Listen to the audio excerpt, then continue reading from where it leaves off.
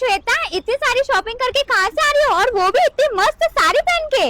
अरे अपने वडोदरा के कलावेश गैलरी में आ गए हैं राजकोट के Vijay sales patola up to 50% off लेके हर पटोला के कलेक्शन पर। तो मैंने तो एक साड़ी पहन ली और बाकी की ले ली है।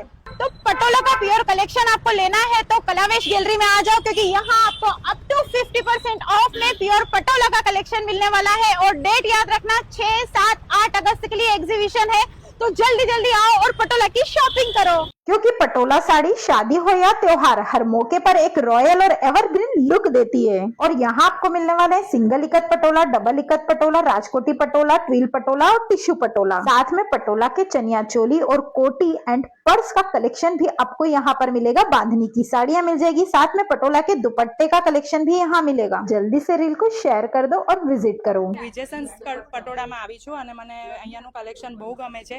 એવરી ટાઈમ હું વિઝિટ કરું છું। પટોળું જે મને બોર્ડરવાળા પટોળું જોઈતું હતું એ મને અત્યારે ગમ્યું છે, તો મેં વેર કર્યું છે। કલેક્શન બહુ જ ફાઇન છે।